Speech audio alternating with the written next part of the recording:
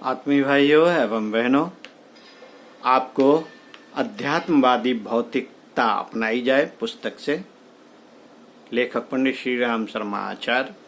विषय अध्यात्म समस्त समस्याओं का एकमात्र हल। आइए पढ़कर सुनाते हैं। मित्रों, तन मन और धन लौकिक जीवन की तीन विभूतियां मानी गई हैं। संसार के सुखों का आधार भी इन्हीं को कहा गया है। शरीर स्वस्थ रहे, मन प्रसन्न रहे और अभाव का आक्रमण ना हो तो फिर मनुष्य का सुखी रहना असंभाव्य नहीं। यद्यपि इनके संयोग से मिलने वाला सुख चिरस्थायी नहीं होता, तथापि जीवन में उसका भी एक महत्व और स्थान है। उसे हे और नगण्य नहीं कहा जा सकता।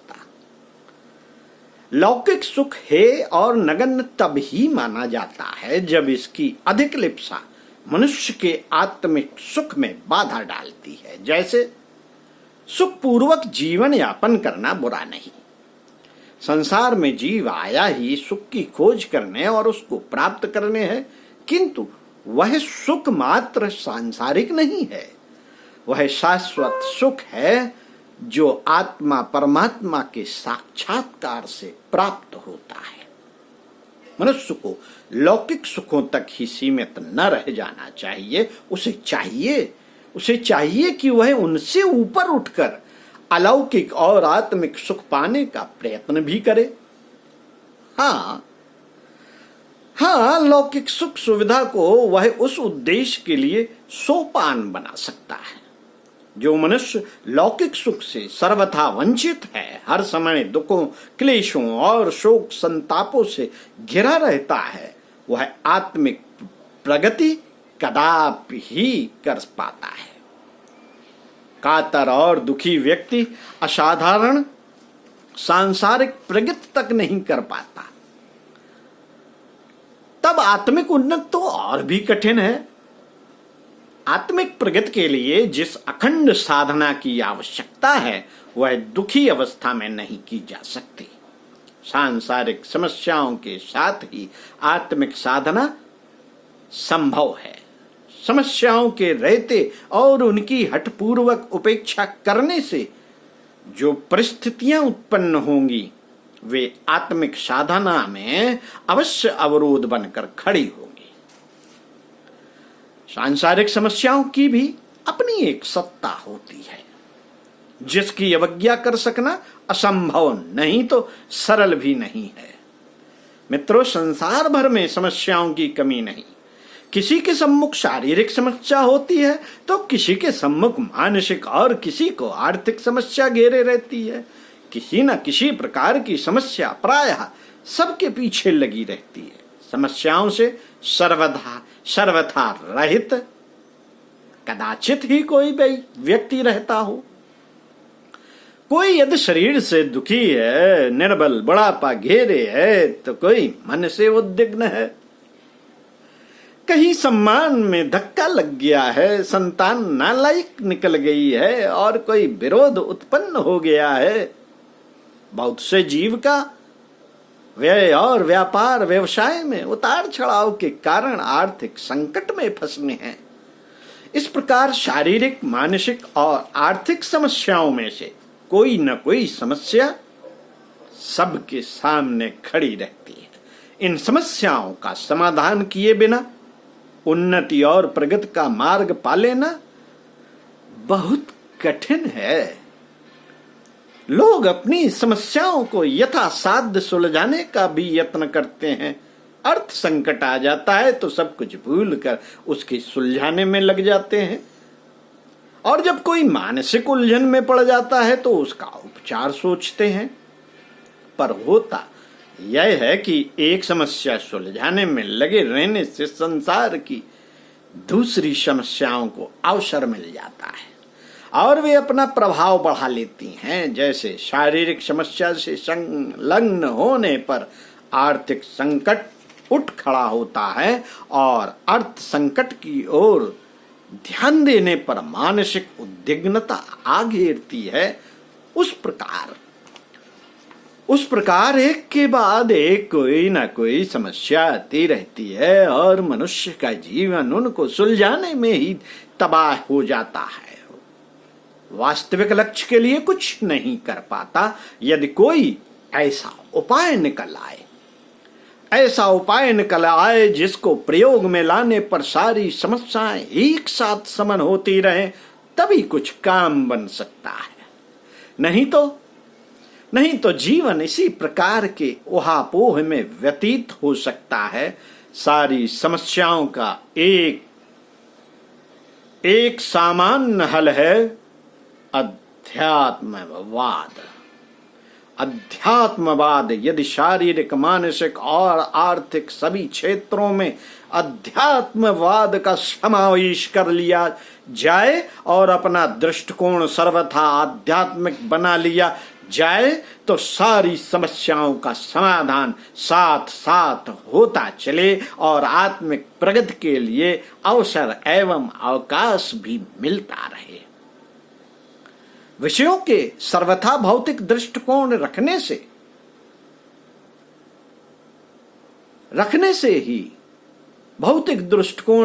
से ही सारी समस्याओं का सूत्रपात होता है। दृष्टिकोण में वांछित परिवर्तन लाते ही सब काम बनने लगते हैं। अध्यात्मवाद का व्यवहारिक स्वरूप है संतुलन, व्यवस्था एवं औचित्य। शारीरिक समस्या तब पैदा होती है जब शरीर को भोग साधन समझकर बरता जाता है। आहार विहार और रहन सहन को विलासपरक बना लिया जाता है। आहार विहार और रहन सहन को विलासपरक बना लिया जाता है। ऐसी अनौचित एवं अनियमितता से रोग उत्पन्न होने लगते हैं और स्वास्थ्य समाप्त हो जाता है। सर्दी, जुकाम, सिर दर्द, रक्तचाप, हृदय शूल, अजीर्ण और यहाँ तक कि कभी कभी असाध्य राज रोगों का शिकार बनना पड़ता है। ऐसी दशा में एक ही शारीरिक समस्या ही मनुष्य की सारी जिंदगी अपने अर्थ लगा लेती है। तब वह कैसे परमात्मा का सामीप्य प्राप्त करने के लिए साधना कर सकता है और कब आत्मा का चिंतन कर सकता है? रोगी रहने वाला मनुष्य किसी लौकिक और पारलौकिक प्रगति के लिए एक प्रकार से असमर्थ ही बन जाता है। यह शारीरिक समस्या बड़ी आसानी से हल हो सकती है यदि इसके विषय में दृष्टिकोण को आध्यात्मिक बना लिया जाए। मित्रों, पवित्रता अध्यात्मवाद का पहला लक्षण है। शरीर को भगवान का मंदिर समझकर उसे सर्वथा पवित्र और स्वच्छ रखा जाए। आत्म संयम और नियमता द्वारा शरीर धर्म का दृढ़ता पूर्वक पालन करते रहा जाए तो शारीरिक संकट की संभावना ही ना रहे। वह सदा स्वस्थ और समर्थ बना रहे। अपने अनियम और असंयम द्वारा भगवान के इस पवित्र मंदिर को ध्वंस करने का अपराध भयानक पाप का कारण बनता है। शरीर भगवान का मंदिर है। उपरोक्त बात न कभी भूलनी चाहिए और न तत्विरोधी आचरण ही करना चाहिए।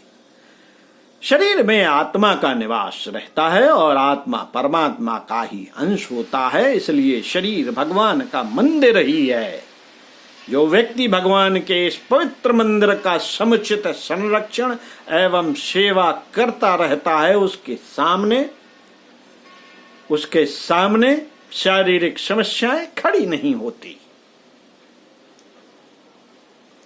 यदि संयोगवश खड़ी भी हो जाती हैं तो उनका शीघ्र ही समाधान हो जाता है। शरीर के विषय में आध्यात्मिक दृष्टिकोण रखने का सुफल आरोग्य होता है। जिसने नियमन एवं आत्म संयम द्वारा आरोग्य की प्राप्त कर ली, उसने मानो आत्मिक लक्ष्य की ओर एक एक मंजिल पार कर ली। मित्रों, स्वास्थ्य और आरोग्य का संबंध पौष्टिक पदार्थों से जोड़ना भूल है। अधिक या अधिक पुष्टिकर भोजन करने से ना तो स्वास्थ्य बनता है और ना आरोग्य की उपलब्धि होती है। न तो स्वास्थ्य बनता है न आरोग्य की उपलब्धि होती है। इसका आधार है आत्मसंयम और नियमितता। इसके प्रमाण में हमारे सामने ऋषियों मुनियों का अनुकरणीय उदाहरण मौजूद है। खाद्य के नाम पर वे कतिपय फल और कंदमूल आदि का ही प्रयोग करते थे, तथापि सदा स्वस्थ और निरोग दीर्घ जीवी बने रहते थे। उनके शरीर बड़े सुडौल, सुंदर और सामर्थ्यवान होते थे। इसी क्षमता के बल पर ही वे बड़ी बड़ी तपस्याएं और साधनाएं कर सकने में सफल रहा करते थे। यदि हम शरीर के विषय में आत्मसंयम, नियमितता और युक्ताहार विहार को आध्यात्मिक दृष्टिकोण व्यवहार में लाते रहें तो शारीरिक समस्या का एक साथ समाधान हो जाए। मित्रों, अब मन के क्षेत्र में आइए। मनुष्य का मन शरीर से भी अधिक शक्तिशाली साधन है। इसके निर्बद्ध रहने पर मनुष्य आश्चर्यजनक उन्नत कर सकता है, किंतु खेद है कि आज लोगों की मनोभूमियां बुरी तरह विकारग्रस्त बनी हुई हैं। चिंता, भय, निराशा, लोभ, क्षोभ और आवेगों का भूकंप उसे अस्त व्यस्त बनाए रहता है। स्थिरता, प्रसन्नता और सदाशयता का कोई लक्षण दृष्टिगोचर नहीं होता। ईर्ष्या, द्वेष और रोष, क्रोध की नष्टकारी चिंताएं जलती और जलाती ही रहती हैं। ऐसे कितने लोग मिलेंगे जिनकी मनोभूमि इन प्रकोपों से सुरक्षित हो और जिसमें आत्मगौरव, धर्मपरायणता और कर्तव्य पालन की सद्भावनाएं फलती फूलती हों। अन्यथा लोग मानसिक विकारों, आवेगों और असद विचारों से अर्ध विक्षिप्त से बने घूम रहे हैं। मित्रों, इस प्रचंड मानसिक पवित्रता, उदार भावनाओं और मन शांति का महत्व समझे और निस्वार्थ, निर्लोभ एवं निर्विकारता द्वारा उसको सुरक्षित रखने का प्रयत्न करते चले तो मानसिक विकास के क्षेत्र में बहुत दूर तक आगे बढ़ सकते हैं।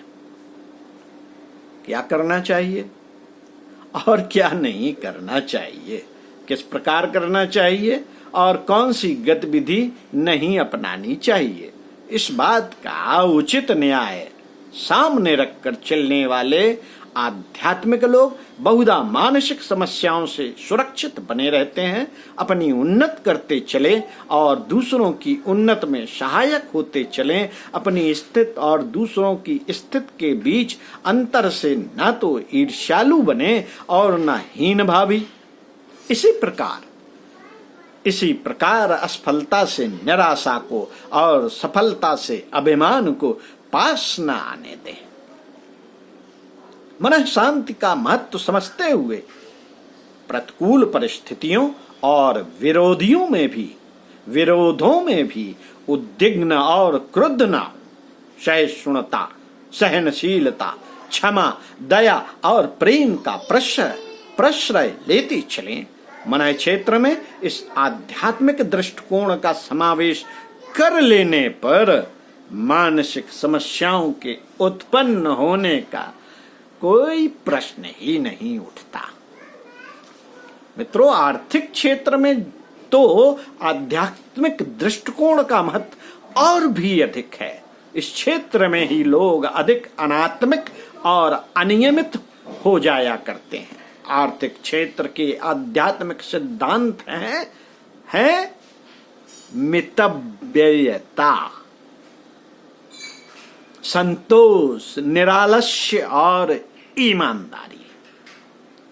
मितव्ययी व्यक्ति को आर्थिक संकट कभी नहीं सताता।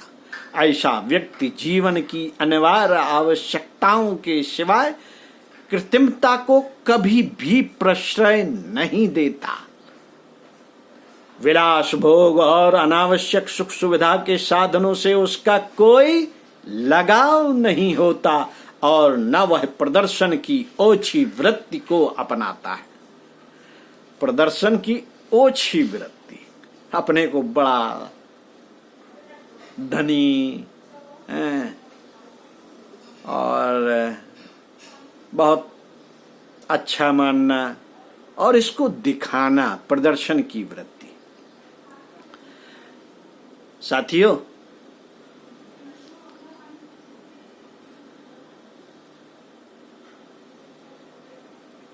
हाँ चलिए, हाँ, संतोषी आर्थिक क्षेत्र में ईर्ष्या, द्वेष, प्रतिस्पर्धा, लोभ और स्वार्थपरता के पापों से बचा रहता है।